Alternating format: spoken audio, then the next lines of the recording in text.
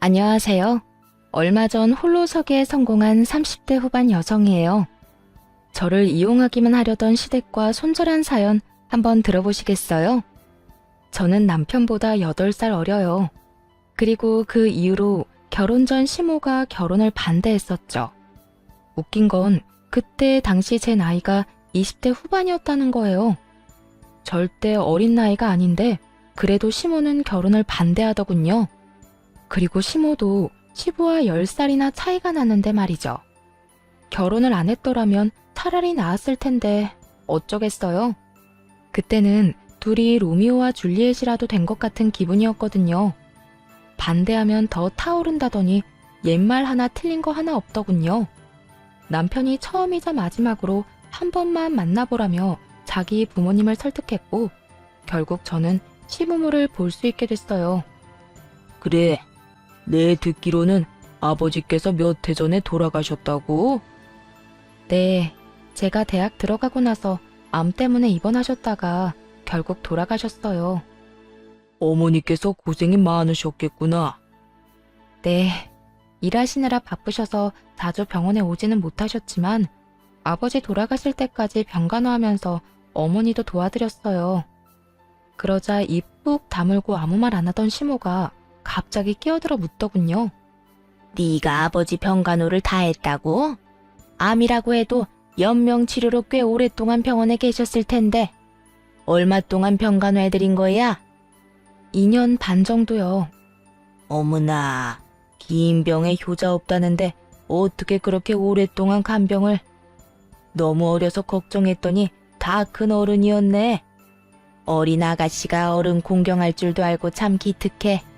그런 것도 모르고 나는 여태까지 철없는 어린애라고만 생각했어. 앞으로 자주 놀러와요.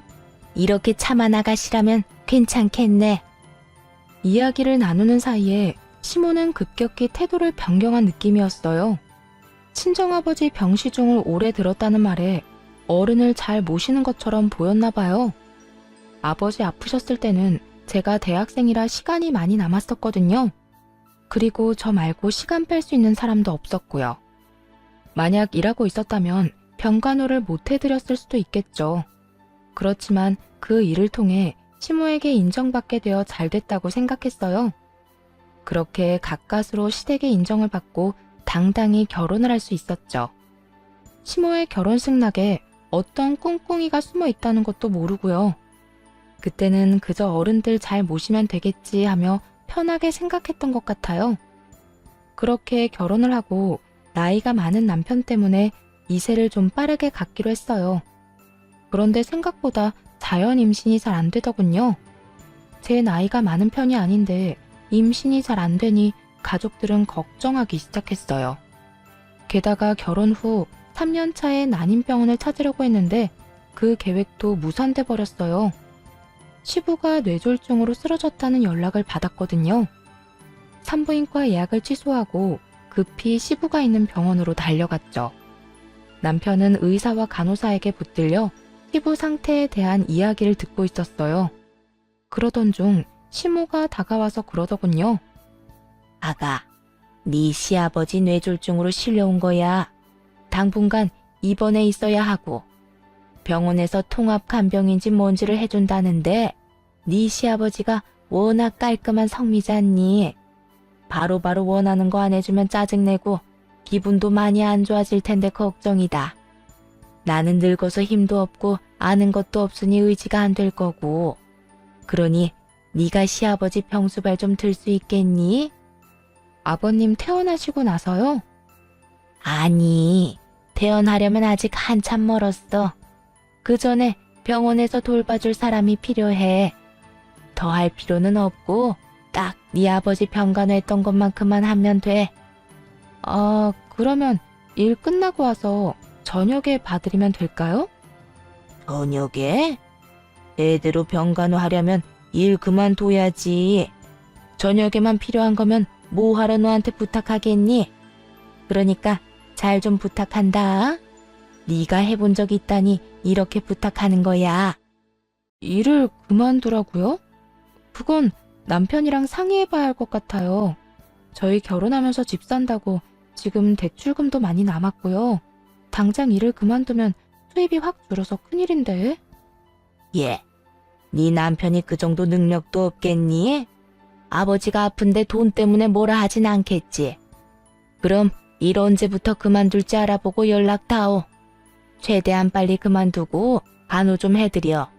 벌써부터 짜증을 내서 큰일이야. 시모는 제가 무조건 병수발을 들 거라는 생각을 하고 있더군요. 마음이 참 착잡했어요. 애를 가지려면 병원을 꼬박꼬박 다녀야 하는데 시부 병수발을 들라니. 매일매일 병수발을 들다 보면 2세의 계획은 무산되고 애 없이 몇 년을 더 있어야 할 테니까요. 게다가 중간에 애가 생겨도 문제였죠. 임신했다고 병수발을 들게 하지 않으리라는 보장도 없잖아요. 혼자 아무리 고민해봐야 답은 안 나오니 일단 남편에게 말해보기로 했어요. 오빠, 어머님이 나더러 아버님 병간호하래. 내가 경험이 있으니까 부탁하신 것 같은데 우리 2세 계획은 좀 미뤄질 것 같은데 괜찮아? 괜찮지. 근데 정말로 아버지 병간호 해주려고? 너무 고맙다 진짜. 이렇게 착한 와이프 얻은 것도 복이지. 엄마는 나한테 고마워야 한다니까. 요즘 세상에 누가 시아버지 간병을 해. 근데 어머님께서 일 그만두고 아버님 병수발 들라고 하셔. 둘이 벌어도 생활비 많이 빠듯한데 어머님은 하루 종일 봐주길 원하시더라고. 뭐? 네가 일을 왜 그만둬? 저녁에만 병원에 가면 되지. 엄만 도대체 무슨 생각이신 거야? 일 그만두는 건 안 돼. 지금 들어가는 돈이 얼만데. 우리 결혼할 때 쓴 돈도 빨리 갚아야 한다고. 그럼 어떻게 할까? 그냥 저녁에만 돌봐드려도 되겠어? 그런데 어머님이 그렇게 말씀하셨으니 오빠가 대신 이야기 좀 해줘. 내가 이야기하면 변명처럼 들리고 하기 싫어하는 것처럼 보이잖아. 그럼 내가 나중에 엄마한테 말해놓을게. 너 일 그만두면 안 된다고. 솔직히 출산휴가나 육아휴직은 나라에서 돈이라도 좀 나온다지만 간병은 아닌데. 내 말대로 해.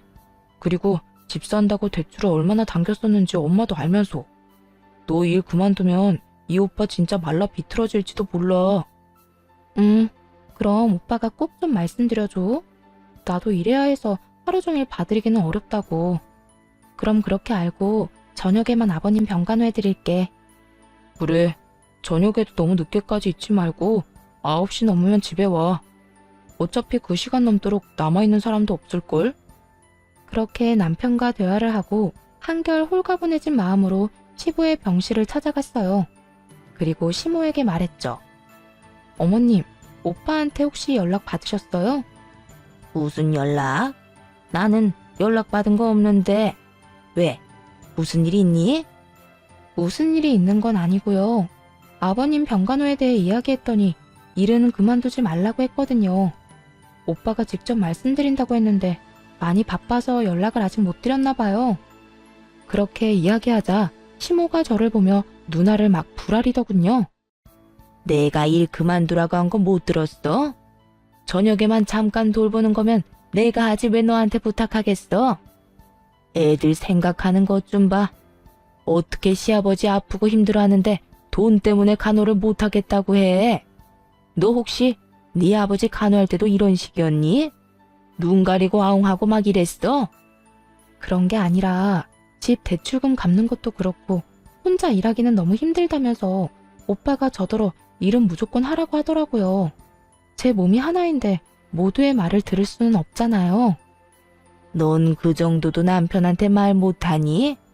네가 먼저 일 그만두고 병간호하겠다고 했으면 아들이 좋아하면서 하라고 했겠지. 그런데 네가 하기 싫어하는 모습을 보였으니까 아들도 하지 말라는 거겠지. 솔직히 정말 화가 났어요. 왜 그런 소리를 들어야 하나 싶더군요. 그래도 꾹 참고 웃으며 시모에게 말했어요. 어머님, 그러면 오빠한테 말 좀 해주세요. 오빠가 제 말은 안 듣더라고요. 지금 전화해서 이야기해 주시면 될 것 같아요. 내가 왜 그런 말을 해? 네가 남편 설득해서 일 그만두고 여기 와야지. 내 아들이랑 이야기해야 하는 건 너야. 가만 보니 얘가 아들이랑 내 사이를 이간질시키려고 하네. 대체 뭐가 이간질이라는 건지 정말 묻고 싶더라고요. 그 나이를 먹도록 이간질의 뜻도 모르나 봐요. 둘의 바람을 동시에 들어줄 수가 없어서 얘기 좀 해보라는 게 어떻게 이간질인지. 딱 보니 시모는 이런 생각인 것 같았어요. 일은 다 며느리인 너에게 맡겨야겠지만 내 아들이랑 싸우기는 싫다. 그 얕은 수가 다 보여서 너무 열받았어요. 아니, 누가 병수발 안 든다고 했냐고요. 기껏 양보해줬으면 해결 안 된 나머지는 어떻게 할 건지 이야기를 끝내야 하잖아요. 돈 때문에 절대 일을 그만두면 안 된다는 남편. 일을 아예 그만두고 하루 종일 시아버지 병수발을 들라는 시어머니. 그 사이에서 더 이상 이리 치이고 저리 치이고 싶지 않더군요. 그래서 일단 직장의 연차부터 일주일치 한꺼번에 제출했어요. 그리고 나와서 남편에게 말했죠. 오빠, 나 내일부터 일 안 해. 어머님 말씀대로 낮에도 아버님 병간호하려고. 오빠가 어머님한테 말 안 한 것 같더라. 어머님도 오빠한테 말하기 싫다고 하시고. 그래서 그냥 내가 일 그만두고 하루 종일 아버님 수발 들기로 했어. 뭐? 이렇게 갑자기 일을 그만두면 어떡해? 그럼 내가 뭘 어떻게 할 수 있는데. 어머님이 나더러 하루 종일 간병하라고 하시는데 그렇다고 어머님이랑 싸워? 그러면 오빠가 좋겠어? 구구절절 맞는 말만 하자 남편은 아무 말도 못하고 한숨만 쉬더군요. 속으로 쌤통이다 싶었어요. 그러게 미리 둘이서 이야기 다 끝냈으면 이럴 일 없잖아요. 그제야 남편도 저한테 화만 내고 있을 수는 없다고 생각했나 보더라고요. 여보세요, 엄마. 도대체 이게 무슨 짓이에요? 며느리가 시아버지를 저녁에만 봐주면 되지. 무슨 하루 종일 부려먹으라고 일까지 그만두라고 하냐고요. 너 지금 네 마누라 편드니? 걔가 뭐라고 해? 걔가 이 말 저 말 안 가리고 전하면서 우리 싸우도록 만드는 거지? 도대체 무슨 소리 하시는 거예요? 엄마가 일 그만두라고 윽박질렀다면서요. 그러니 와이프가 결국 그대로 했다잖아요. 온종일 며느리 공짜로 부려먹을 생각이면 차라리 간병인 사서 쓰세요. 아버지 앞으로 보험 나오는 것도 있잖아요. 와이프한테 한 달 월급만큼 안 줄 거면 일 시킬 생각도 말고요. 얘는 너희 아버지 앞으로 나오는 돈을 왜 그런 데다 쓰니? 아버지 아파서 또 목돈 들면 어떡하려고. 집안에 노동력이 있으면 써야지 왜 아껴? 너 능력 없니? 혼자 벌어서 살림 꾸릴 만큼의 능력도 안 돼? 제가 결혼할 때 뭐 부모 덕이라도 봤어요? 저한테서 능력 찾지 말고 엄마나 잘해요. 아빠는 엄마 남편인데 엄마가 알아서 책임지고 수발 드는 게 맞지.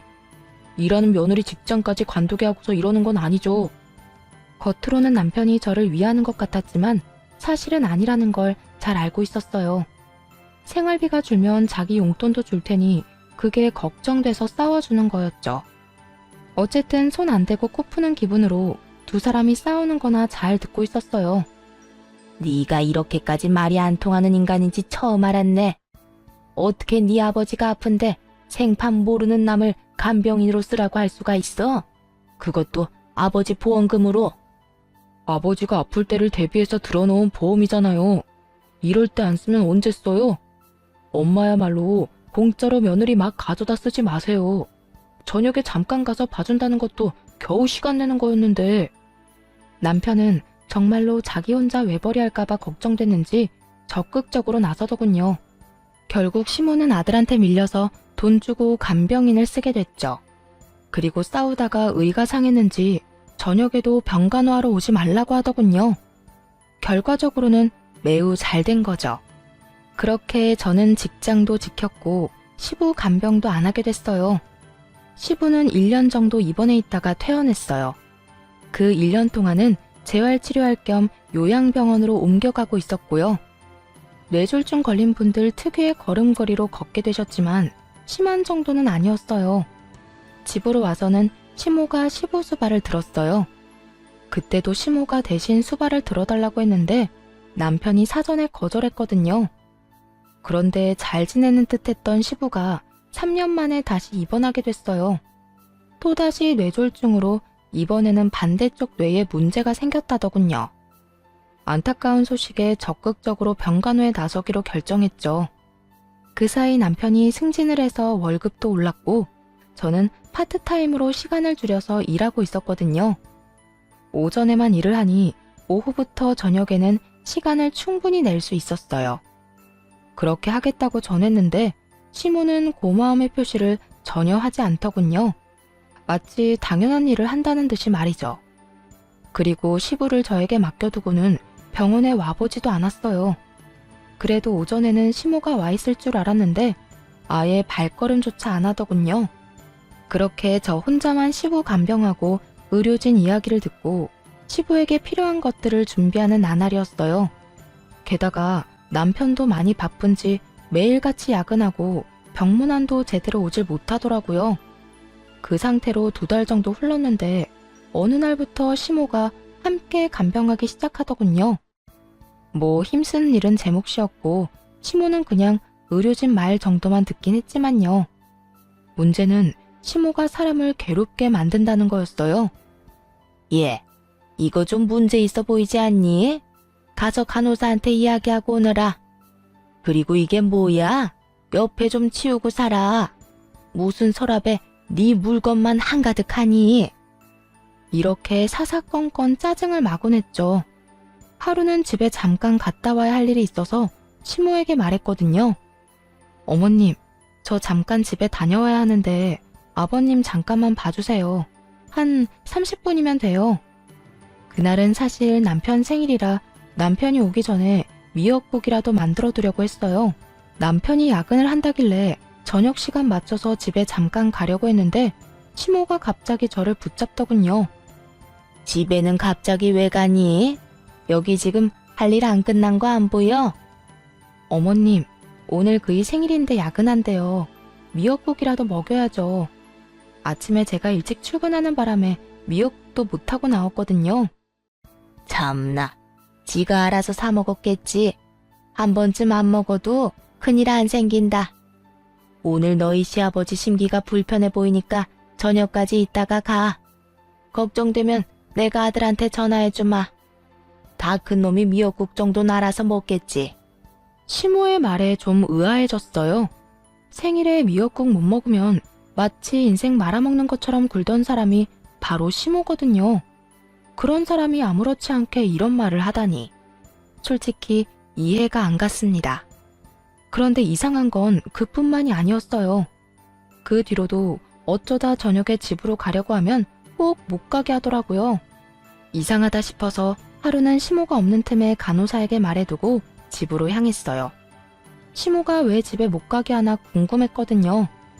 그날은 토요일이라 아침부터 시부 병원에 나와 있던 상황이었죠. 그런데 오후 5시에 집으로 들어갔는데 아침과는 완전히 다른 모습이었어요. 집안 가득 여자 향수 냄새가 진하게 배어 있더라고요. 방금 전까지 누군가 있었던 것 같았어요. 게다가 목욕탕은 다 젖어 있었죠. 남편이 씻고 나간 걸 수도 있지만 결정적으로 싱크대에 2인분의 식기가 있었어요. 순간 머릿속에 수많은 생각이 지나가더군요. 남편이 누군가와 함께 있었고 씻고 방금 나갔다는 건 확실해 보였어요. 설마 바람을 피우나 싶어 초조하게 입술만 깨물고 있었죠. 남편에게 추궁할까 했지만 이 진한 향수의 주인이 여자가 아닐 수도 있잖아요. 바람은 아닐 거라는 작은 희망을 붙잡았죠. 그래도 혹시 모르니 그날 저녁 인터넷으로 녹음기를 여러 개 샀어요. 그리고 아침에 출근하기 전에 항상 그걸 틀어놓고 나왔죠. 안방, 거실, 부엌에 몰래 숨겨두고 며칠간 확인을 했어요. 처음 며칠은 조용하더군요. 그나마 이상한 점은 남편이 매일같이 늦게 온다는 점이었어요. 평일 내내 야근을 하는 건 아무래도 좀 수상하잖아요. 그러다 드디어 주말에 남편의 이중생활이 녹음기에 딱 걸리고 말았어요. 자기야, 와이프는 내가 이렇게 집에 왔다 갔다 하는데도 모르나 봐? 몰라. 요즘 많이 바쁘거든. 그러니까 내가 너 여기로 불렀지. 밖에서 노는 것도 좋지만 역시 집이 최고잖아. 와이프 몰래 스릴도 즐기고. 오는 시간이 좀 늦어졌으면 좋겠는데 그 여자는 단 한 번을 늦게 오는 법이 없어. 그러면 우리한테는 다행이지. 쓸데없이 빨리 오진 않을 거 아니야? 그런데 우리 집은 언제쯤 계약되는 거야? 얼른 거기서 살고 싶단 말이야. 계약은 벌써 끝났지. 이제 몸만 들어가면 돼. 엄마한테 돈까지 빌려서 가는 거니까 나중에 우리 엄마한테 잘해. 알았지? 걱정 마. 내가 어른들을 얼마나 잘 모시는데. 그래도 병수발까지 들기는 좀 힘들겠지만 혹시 집에 아프신 분은 없지? 그럼 아픈 사람 없어. 다들 건강하셔. 그리고 아직 그런 거 생각 안 해도 돼. 그 여자랑 이혼하고 나면 생각할 문제지. 그래서 이혼은 언제 할 건데? 언제까지 나 이렇게 외롭게 둘 거냐고. 조금만 기다려줘. 때가 되면 내가 다 알아서 할 테니까 그때까지만 좀 참아. 알았지? 그런 대화가 함께 쪽쪽 소리까지 듣고 있으려니 귀가 썩을 것 같더군요. 게다가 시모에게 돈을 빌려서 상간녀와 살 집을 마련했단 말에 정신이 확 들었어요. 순간 남편에게 전화하려다가 말았습니다. 혹시라도 증거 불충분으로 이혼할 때 불리하면 어떡하나 싶어서요. 지금 이 상황만으로도 충분히 억울한데 재산 분할이며 위자료도 제대로 못 받으면 정말 억울할 것 같더라고요. 시모에게는 말을 해야 하나 말아야 하나 고민했어요. 팔은 안으로 굽는다는데 제 말이 통하기는 할까 하는 생각이 들었거든요. 그래서 결국 말하지 않기로 했어요. 그리고 조심스레 증거를 모으기로 했죠. 그런데 며칠 지나지 않아서 시모가 뜬금없이 이런 말을 하더라고요. 너 요즘 돈을 어디에다 쓰니? 내가 보니까 돈 쓸 곳이 없어 보이는데 왜 집에 돈이 없다고 했어? 네? 그게 무슨 말씀이세요? 아니, 너 네 남편한테 돈이 부족하다고 나한테 돈 좀 빌리라고 말했다면서. 설마 시아버지 병수발 하는데 돈 안 줬다고 그러는 건 아니지? 그렇게 말하며 시모가 눈을 새초롬하게 떠 흘겨보더군요. 그제야 남편과 상간녀가 나눈 대화가 떠올랐어요. 시모에게 돈을 받아 둘이서 살 집을 샀다는 그 대화 말이에요. 그러자 저도 모르게 화가 확 치밀었죠. 너 남의 돈 그렇게 함부로 가져가는 거 아니다. 가족끼리 이런 말 하긴 좀 그런데 매달 꼬박꼬박 갚아줬으면 좋겠어.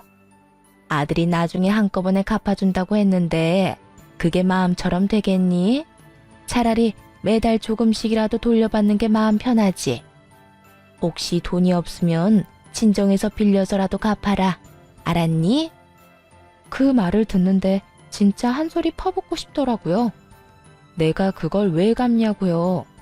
지금 바람난 남편놈 두고 시부 병수발 들고 있는 이 현실만으로도 열받아 죽겠는데 솔직히 이때는 증거고 뭐고 다 때려치우고 떠나고 싶은 마음뿐이었어요. 꾹 참은 보람이 있는지 남편 뒷조사를 통해 분류는 제대로 잡을 수 있었어요. 상간녀는 같은 회사 직원이었더라고요. 그런데 녹음기에 남겨진 남편과 시모의 대화가 정말 충격적이었어요. 야, 너 이제 나한테 네 마누라 잡아두라고 시키지 마라. 그년이 눈치가 빨라서 이제 둘러댈 것도 없어. 엄마, 조금만 더 부탁해요. 조금 있으면 나도 그런 부탁할 일 없어요. 아니 근데 진짜로 너 안 들킨 거 맞니? 요새 걔 표정이 안 좋던데. 너 바람난 거 들키면 네 마누라가 시아버지 간호한다고 하겠어? 지금 당장 때려치우고 나가겠지. 아직 열심히 간호하고 있는 거 보면 모른다니까. 어차피 아버지 돌아가시면 그 여자 필요도 없어질 텐데 그때 돼서 이혼하자고 하면 지가 뭐 어쩌겠어요. 그러니까 좀만 참아요. 엄마도 편하고 좋잖아.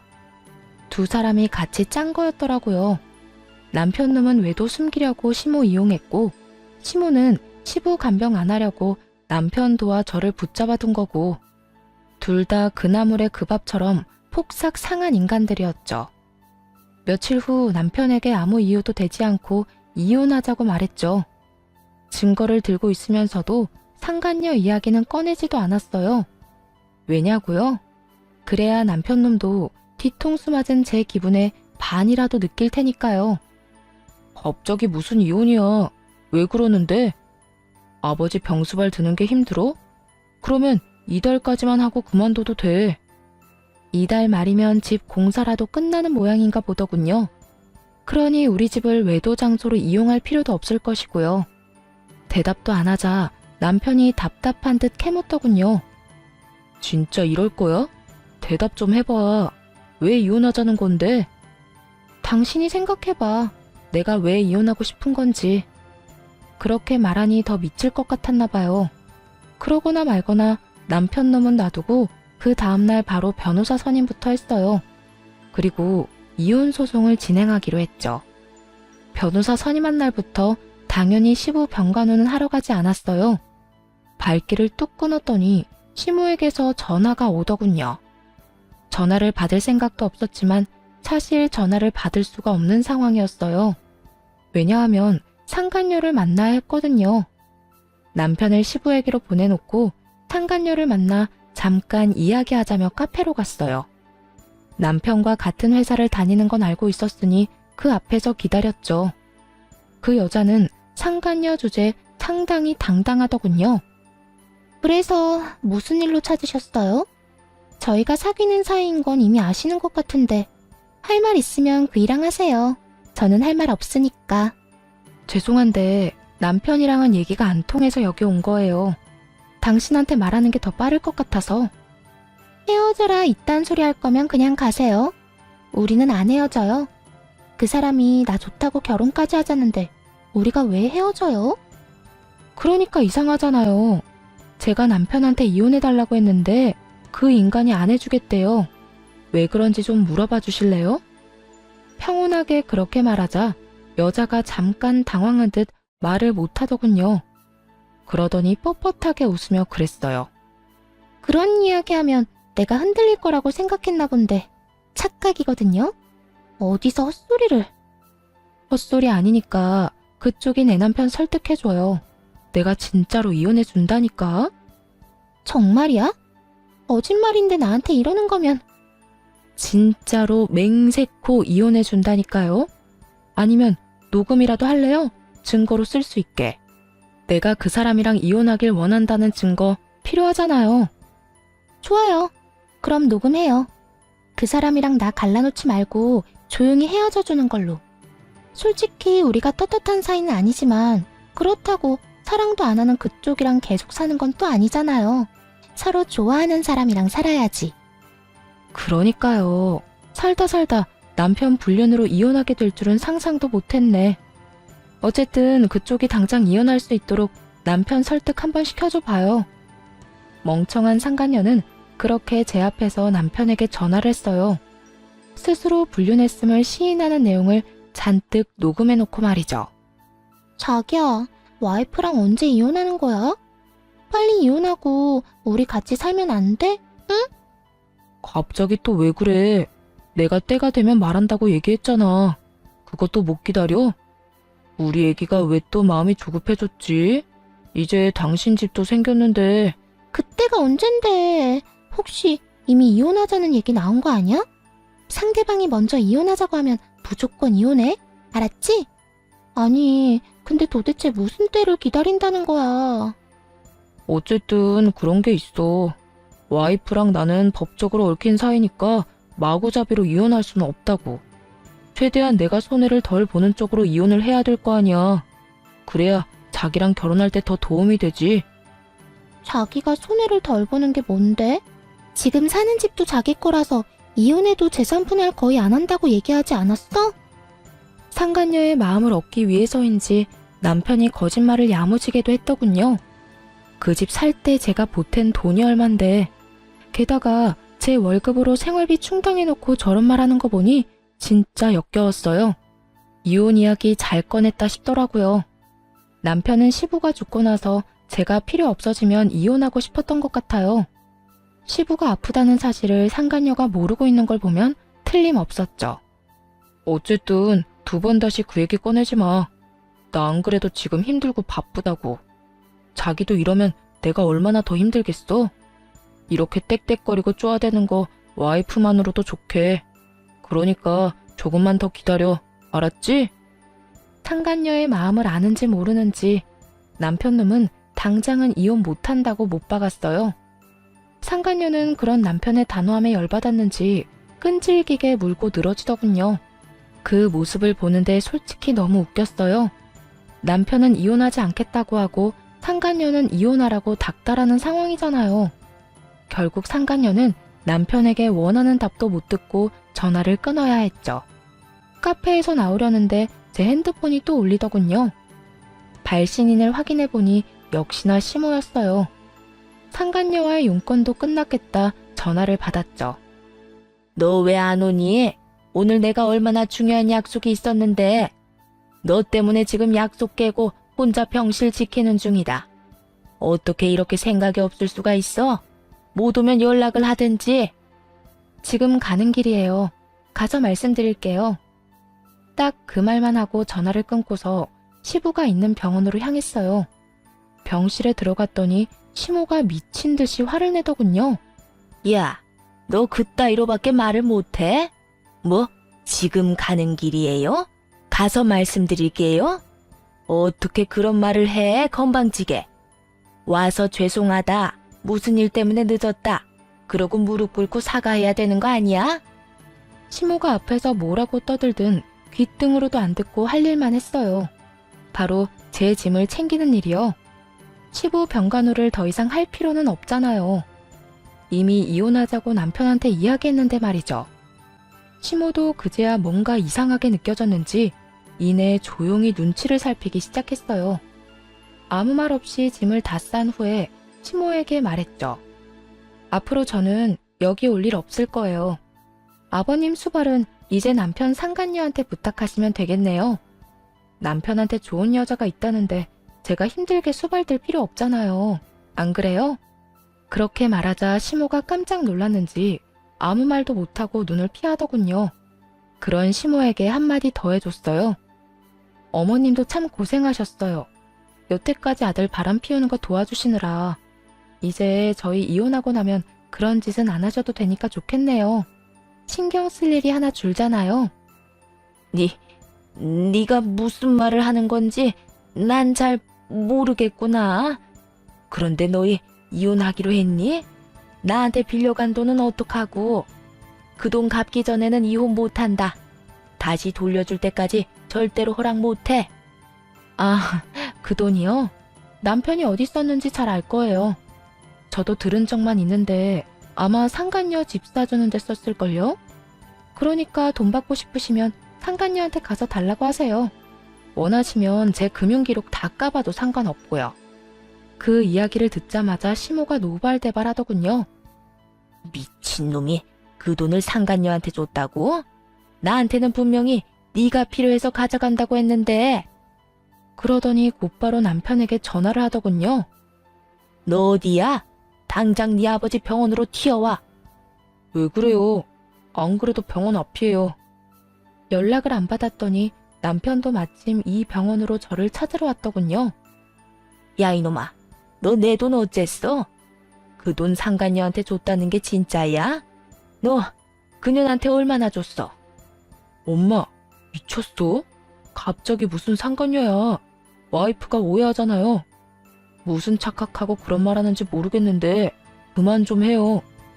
시모의 말에 남편 놈이 기겁을 하며 자기를 두들겨대는 시모를 떼어내더군요. 이제 와서 네 마누라한테 들킬까봐 걱정이냐? 이놈아, 이미 다 알고 있어. 네 상간녀가 내 돈 가져간 것까지 알고 있더라. 너 도대체 뭐 하고 다닌 거야? 내 돈 받을 수 있는 건 맞아? 그러자 시모보다 더 절박한 표정으로 남편이 저를 바라보며 말했어요. 여보, 아니야. 당신이 오해하고 있는 거야. 내가 다 설명할 수 있어. 나는 오해하고 있는 거 하나도 없어. 그러니까 앞으로 당신 아버지 병간호는 상간녀나 시켜. 사랑하는 남자 아버지니까 그 수발도 다 들겠지. 예비 시어머니한테 빌려간 돈도 다시 돌려줄 테고. 지금 안 보여? 어머님 돈 못 받으실까봐 눈에 핏발 선 거. 꼭 돌려주라고 전해줘. 그렇게 말하자 시모는 새삼 또 열받았는지 남편 놈 멱살을 붙들고 소리치더군요. 너 당장 내 돈 가져와. 아니면 네가 매달 이자까지 쳐서 갚든지. 무려 7천만 원이나 처먹고 입을 싹 닫아? 네가 아들놈이야? 여자한테 미쳐가지고 엄마를 속여? 아, 진짜. 그만 좀 하라고요. 지금 이대로 와이프 보내면 꼼짝없이 이혼이잖아요. 여보, 잠깐만. 저를 붙잡으려는 남편을 시모가 붙들고 아주 난리도 아니었어요. 그런 두 사람을 뒤로하고 집으로 돌아와 짐을 챙겨 나왔죠. 소장도 날아갔는지 그 뒤로 남편이 전화하고 난리 났더군요. 사실 상간녀에게 보낸 소장이 무슨 이유에서인지 한번 반송됐거든요. 그래서 다음에는 회사로 소장을 보내버렸더니 결국 소문이 다 난 거죠. 미혼인 여자가 위자료 소장 받았는데 그 이유가 뭐겠어요? 평소 남편이랑 친하게 지냈기에 사람들 입에서 입으로 아름아름 퍼져나가며 결국 회사 전체에 소문이 나버렸대요. 남편 놈이 제발 만나서 이야기하자길래 상간녀한테도 연락해서 나오라고 했어요. 셋이 만나 깔끔하게 단판 짓는 게 낫다고 생각했거든요. 여보, 진짜로 그런 거 아니야. 불륜이라니. 발뺌을 하시겠다. 이거 보세요. 이미 당신 상간녀가 바람난 거 시인했고 녹음까지 다 해놨어. 증거자료 한번 들어볼래? 상간녀 음성이 녹음된 파일을 들려주니 남편 놈이 이를 꽉 깨물더군요. 그러고는 너무 열받았는지 마침 이쪽으로 오던 상간녀에게 소리를 꽥 질렀어요. 너 미쳤어? 어?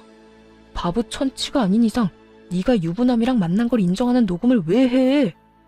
당연히 이 여자가 이혼해준다고 하니까 그랬지. 아니, 자기야말로 이게 나한테 화낼 일이야? 언제는 이혼하고 나랑 살고 싶다며. 그런데 이제 와서 화내는 거 보니까 이혼 진짜로 하기 싫었나 봐?